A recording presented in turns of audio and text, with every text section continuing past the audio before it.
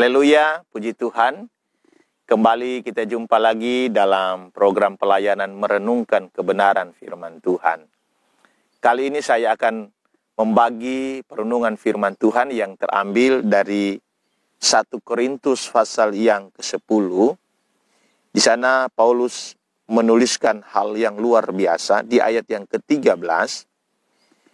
Ditulis demikian, pencobaan-pencobaan yang kamu alami ialah pencobaan-pencobaan biasa yang tidak melebihi kekuatan manusia, sebab Allah setia dan karena itu Ia tidak akan membiarkan kamu dicobai melampaui kekuatanmu.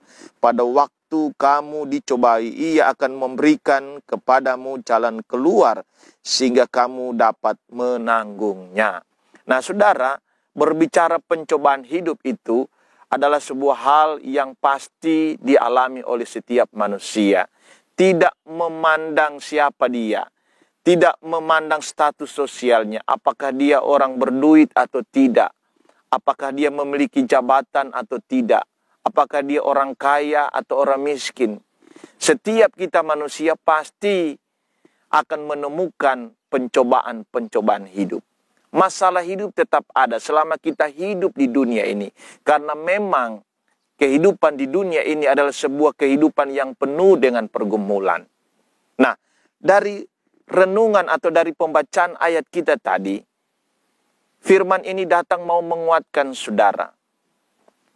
Bahwa di dalam kehidupan kita sebagai anak-anak Tuhan, sebenarnya ada makna yang indah di balik pencobaan hidup. Ada hal yang luar biasa yang akan kita temukan di balik masalah dan persoalan hidup. Bagi anak-anak Tuhan, bagi orang percaya, masalah hidup bukan musibah. Tapi masalah hidup itu akan membuktikan bahwa siapa kita sebenarnya. Akan membuktikan iman kita. Sehingga saat kita menghadapi persoalan hidup, masalah hidup, di sana akan keluar pribadi-pribadi yang tangguh, pribadi-pribadi yang kuat, di mana iman mereka adalah iman yang teruji, kepercayaan yang teruji. Sehingga saya mau katakan lewat renungan kebenaran firman Tuhan pada kesempatan ini, tidak ada pencobaan atau masalah hidup yang terlalu berat yang kita alami oleh manusia, apalagi anak-anak Tuhan. Karena firman Allah sudah menyampaikan lewat tulisan Paulus. Apabila engkau menghadapi pencobaan hidup, ingat akan ayat firman Tuhan ini. Bahwa di sini dikatakan pencobaan-pencobaan yang kamu alami ialah pencobaan-pencobaan yang biasa yang tidak melebihi kekuatan manusia. Allah mengontrol setiap apa yang dialami oleh manusia, termasuk anak-anak Tuhan. Allah mengontrol apa yang dialami oleh anak-anak Tuhan.